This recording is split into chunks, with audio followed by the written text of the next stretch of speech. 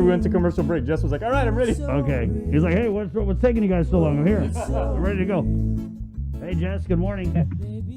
Hey, good morning. We only want to talk to you after the porta potties are all set up there at Ukuru. So everything's taken care of. You're good? Hey. We're good, man. All right. So what's it looking like there at Ukuru? Jess, is the traffic, as we got a comment here on our Facebook Live that the traffic's already getting kind of backed up. Is that true? You have somebody go out again. There's no traffic. We got them coming in and being registered. We got the line worked out, so we don't have a line out on the main road. Right. We have people parked already and identifying their placement for the people to get vaccinated. We have 500 today up here in Ukuru. Our goal is to, once we get that 500 persons to be vaccinated, we'll close the line off. So But right now, there's no line. We got everybody in. Well, do you know what number they're on already? We're about over 300 right now. Wow. 200 more slots. It's not even 9 o'clock. It's not even 8 o'clock. No. Okay. But the main thing was to get them into the parking slots and ready to go once the stations open up. Right. This vaccination clinic, I mean, from all over, even in Iran, and now they're going to have it available at the regular clinics. Well, it's really been a work in progress. There's been a lot of pivoting and evolving on this operation, right, Jess? Yes, a lot of hard work, and we try to adjust as we go every day, get everything to run smoother as the days go by. So what is DPW's role? Is it traffic control? Well, traffic, right? The roads are public works. We got it. We're working with GPD and the National Guard on getting this traffic control flow off the major highways so we can get traffic flowing the way it's supposed to flow. Well, somebody's on here saying we know a cap number of 500. Mm-hmm. So our goal is to get 500 people into the gate of Ukuru, and then close put the signs out saying that no more vaccines, so that nobody has to wait in line all day and then come up to the line and say, "Oh, we're out of vaccine." Yeah, we have in advance where we cap it. We got a cheerleader for you here, Jess, on our Facebook Live feed. Bonnie Mennel writes, he's doing an awesome job. Traffic control. Good job, Jess. Good job. Jess, I know it was rough the first couple days. Did you kind of take it personal, seeing the Monomco lining up and waiting? And did you really work hard to try and find ways to make the process smoother for our elderly? Well, it's everybody's teamwork here. It's not just one group. It has to take the whole team to make this whole thing happen. And so from this to now we're talking about going back to school, face-to-face instruction, and I'm pretty sure if kids are going back to school, that's going to involve your department's bus operations division. So where are we with busing and getting ready to reopen the schools? Okay, so as far as bus operations is concerned, we are ready to roll out the plan that DOE has given us. They're still on the DOE side. They're still adjusting some of their numbers. But as far as the buses, we're ready to go and adapt to schedules that the DOE are going to be putting out. What about private schools? Same with private schools. We're working with one floors on the private schools to get their kids bused also. Okay, so what about when you pick up the students at the bus stop? What's going to happen? Can you walk us through the process? You open the bus door. Basically, the same thing. When they come to the bus stop, the parents already have their kids all suited up, right? With their PPEs, their mask, and whatever hand sanitizer that they have. Our bus drivers would have mask available in the event that they don't have any, or if there's break or whatever. The bus drivers would have some PPEs, the basic PPEs to provide the student while in the bus. So no temperature checks or anything like that. They just get on the bus as long as they have their mask and their. The parents should do that. I think that's going to happen at the school. What about sanitizing of the bus in between? So the sanitization of the bus before each work day and after each run, the bus driver will be responsible of sanitizing their bus before they pick up the next route. They have we have given all the bus drivers the necessary sanitization equipment to sanitize the bus. Jess, for the run. which equipment is it? That blue light spray thing, or they're just getting Clorox wipes, or what? We have assorted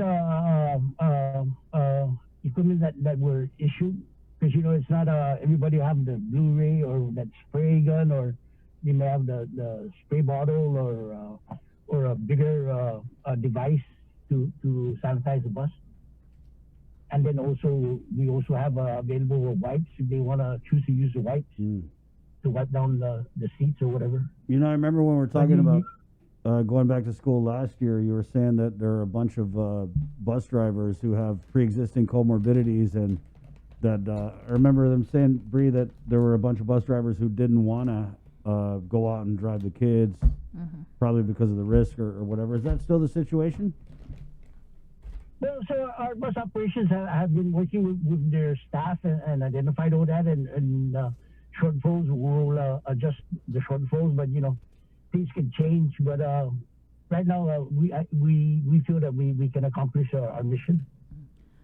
What about your bus drivers? Are they on the list to get vaccinated, or have any of them been vaccinated? No, we are working with public health at this time to get them vaccinated, start getting them vaccinated before the school starts. So even with the vaccination, it's going to be a voluntary vaccination. We're not going to force them to do it. If they want to do it, we'll get it to them. If they don't want to do it, then that's their choice. Jess, what about the social distancing? So with the social distancing, are we going to maintain that 6-foot distance between students? And if so, yes, so we have a bus plan of transporting the kids. So what happens is usually the bus is about a 65 passenger bus. We're only going to probably take around 24, 23 kids per a shuttle.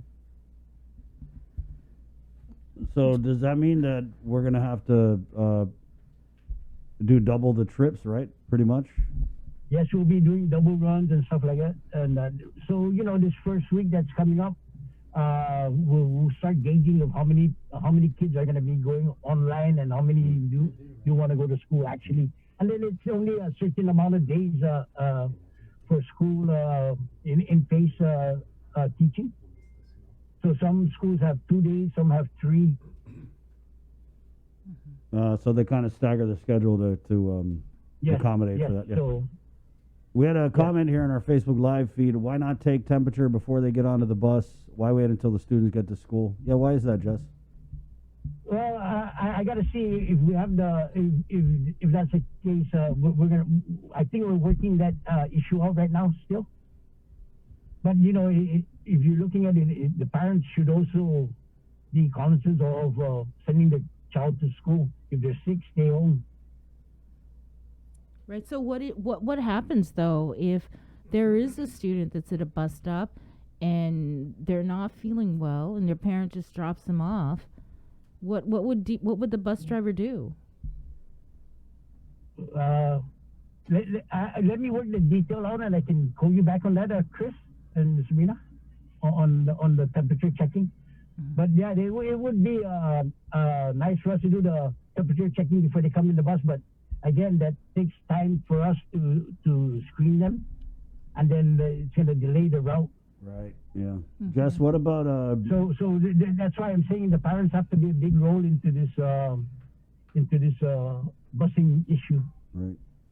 What about juggling the quarantine busing? You guys are still doing the quarantine busing from the airport? So the quarantine busing, for now we're doing it, but we already put out a ticket to civil defense to have it contracted out.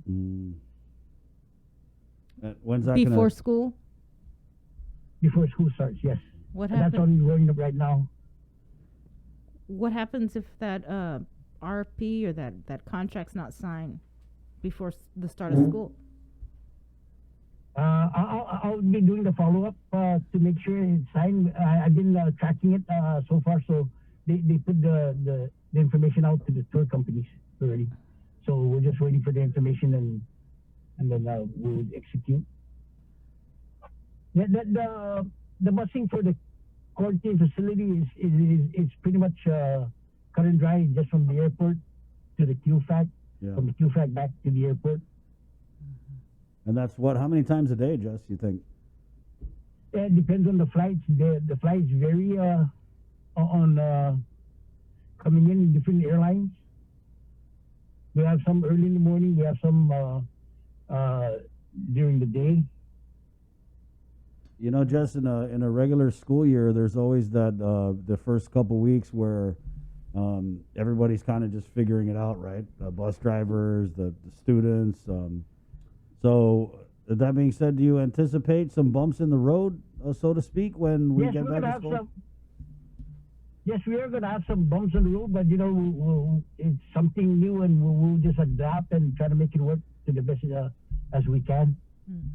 Jess, how are you going to handle I guess, is it the interchange is it the Chamorro Village, when the kids are all dropped there? That's what we're working the details out with the private schools right now on that issue, on the interchange.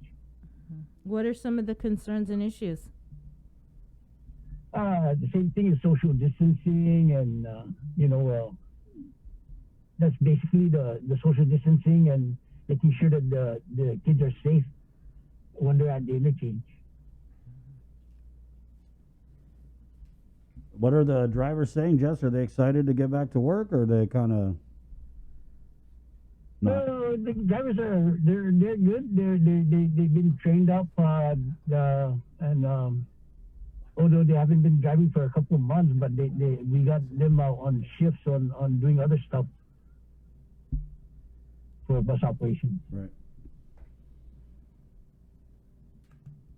What else you got going on in the department, Jess?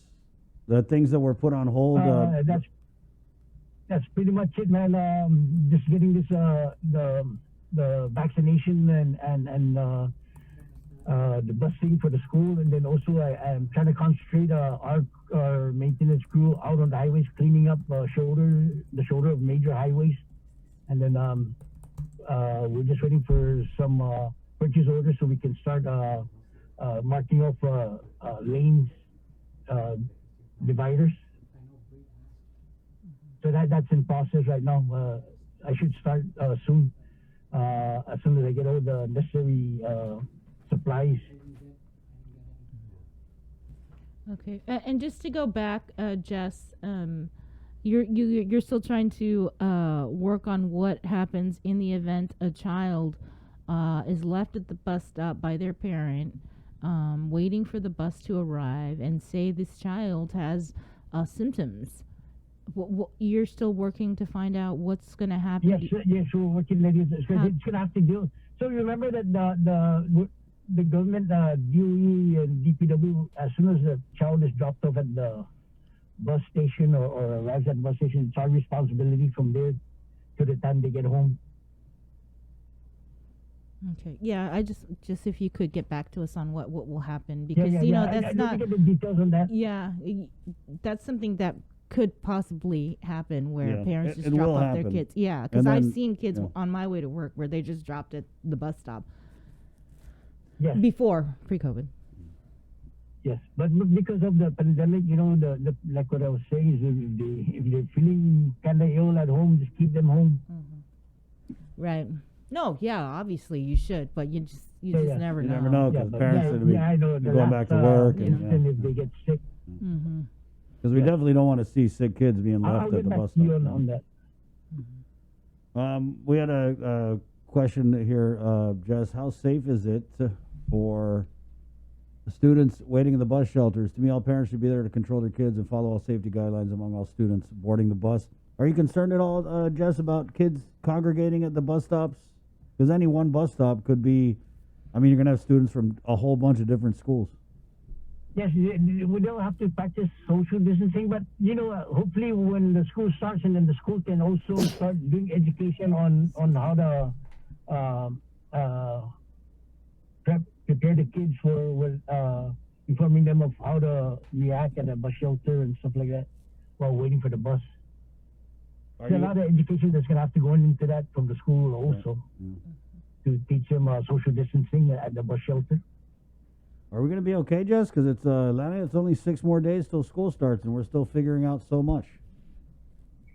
Yes, we got our plan pretty much, but I'll get back to you later on, Chris and Sabrina, on the temperature checks and stuff. All right. Maybe you can get like a All right. Facebook video made or something. Yeah, you guys All should right. do like a video, Jess, I gotta have one of my staff do that. on the iPhone.